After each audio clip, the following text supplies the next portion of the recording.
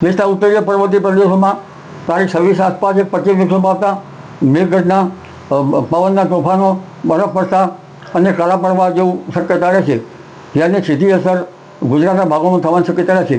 રાજસ્થાન, એરઝોન ભાગો, ઉત્તર ગુજરાત, પાટણ સમી, હારીજ, મહેસાણા ઉપરાંત સાબરકાંઠા, અરવલ્લીના ભાગોમાં પણ વરસાદ છૂટાછવાયા ભાગો વરસાદ થવાની શક્યતા રહે છે.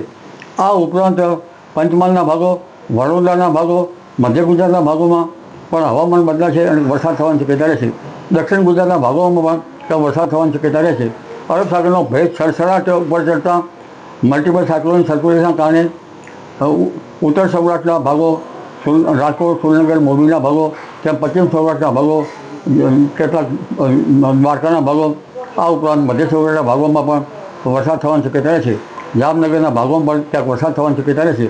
એટલે હવે આ સિસ્ટમના કારણે ભારતના મહદ ભાગોમાં પ્રી મોન્સૂન એક્ટિવિટીનો વરસાદ થવાની શક્યતા રહે છે. અને 20મી એપ્રિલથી જૂનની શરૂઆત સુધીમાં બંગાળ ઉપસાગરમાં વાવાઝોડા બનવાની શક્યતા રહે છે. 20મી મેથી 20મી જૂન વચ્ચે અરબ સાગરમાં પણ સાયક્લોન બનવાની શક્યતા રહે છે.